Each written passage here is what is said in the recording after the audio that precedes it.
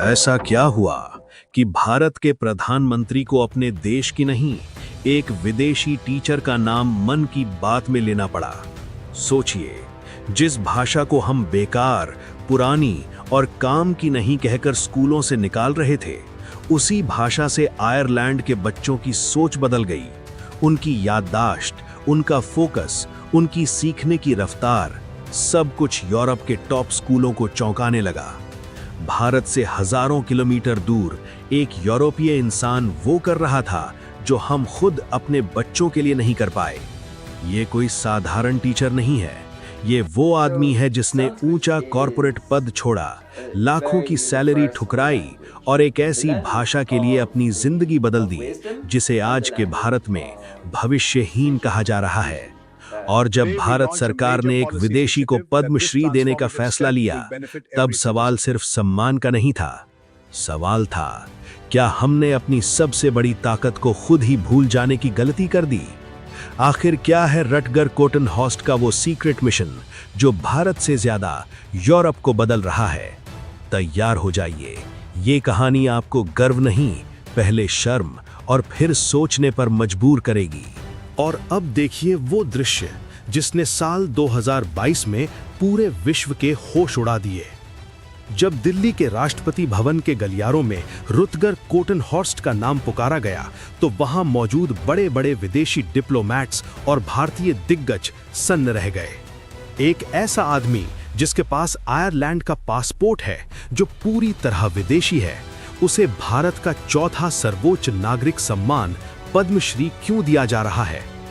जब वो राष्ट्रपति के सामने झुके तो वो सिर्फ एक अवार्ड नहीं ले रहे थे, बल्कि वो पूरी दुनिया को बता रहे थे कि भारत का ज्ञान सीमाओं का मोहताज नहीं है। लेकिन असली सवाल अभी भी वही है, एक विदेशी को इतना बड़ा सम्मान क्यों?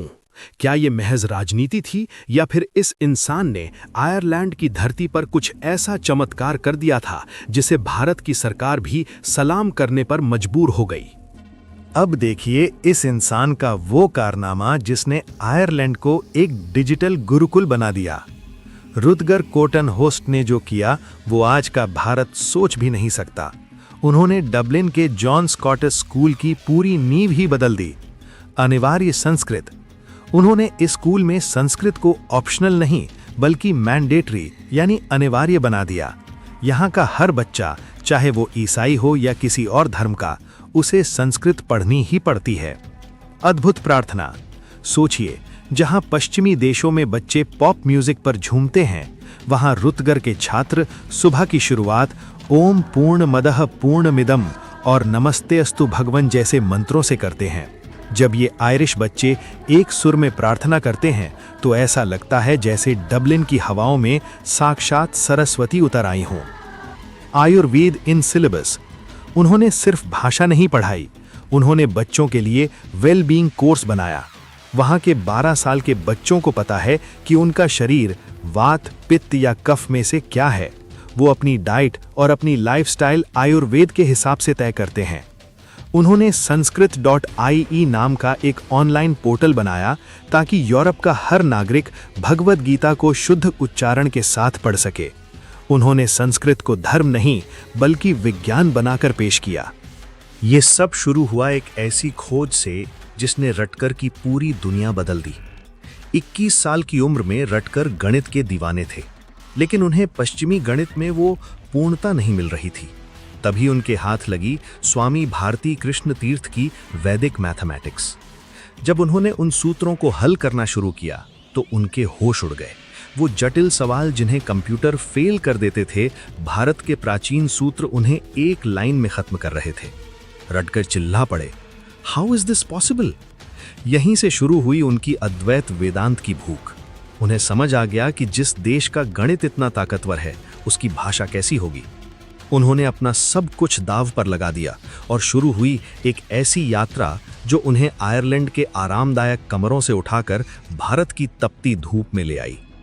क्या आप जानते हैं कि एक ऊंचे पद और पावर का मोह छोड़ना कितना मुश्किल होता है? रटगर के पास सब कुछ था। वो जॉन स्कॉट स्कूल के वाइस प्रिंसिपल थे। पूरा डबलिन उनके सामने झुकता था। लेकिन 2009 में उन्होंने एक ऐसा फैसला लिया जिसे सुनकर उनके अपनों ने उन्हें पागल समझ लिया। उन्होंने अपना इस्तीफा मेज पर पटक दिया और कहा, मुझे ये कुर्सी नहीं चाहिए, मुझे एडमिनिस्ट्रेशन नहीं संभालना, मुझे सिर्फ एक साधारण संस्कृत टीचर बनना है।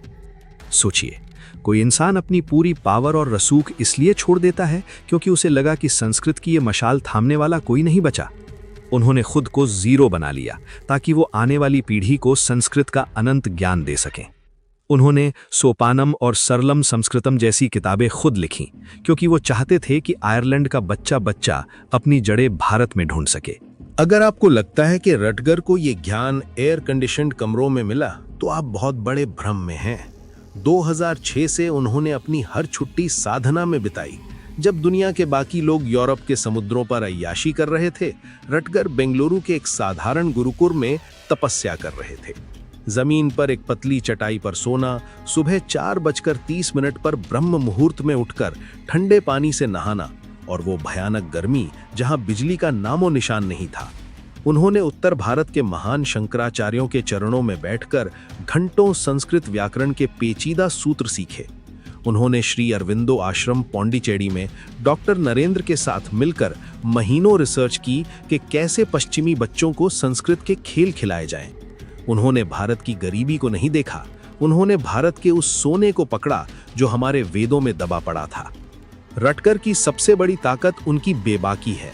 वो आयरलैंड की क्लास में खड़े होकर दुनिया के सामने कहते हैं, English is a random and defective language. अंग्रेजी एक दिशाहीन और दोषपूर्ण भाषा है। वो बच्चों को दिखाते हैं कि कैसे इंग्लिश के नियम हर 200 साल में बदल जाते हैं। आज का इंसान 500 साल पुरानी अंग्रेजी नहीं समझ सकता, लेकिन संस्कृत, वो कहते हैं कि संस्कृत इनडिस्ट्रक्टिबल है, अविनाशी है। ये कोई साधारण भाषा नहीं, ये ध्वनि का विज्ञान है, साइंस ऑफ साउंड। वो तर्क देते हैं कि संस्कृत का वर्णमाला चार्ट मानव मुंह की एनाटॉमी पर आधारित है। जब एक बच्चा क, ख, ग बोलता है तो उसके दिमाग की नसें सक्रिय होती हैं। उनका मानना है कि संस्कृत के गुण आपके बच्चे के गुण बन जाएंगे, सटीक, सुंदर और भरोसेमंद। आज आयरलैंड के वो गोरे बच्चे कहते हैं, संस्कृत मेरे दिमाग को विशाल यानी बिग महसूस कराती है। क्या ये विडंबना नहीं है? जिस भाषा को हम पिछड़ा कहते हैं, उसे गोरे लोग सुपर ब्रेन बनाने का टूल मान रहे हैं।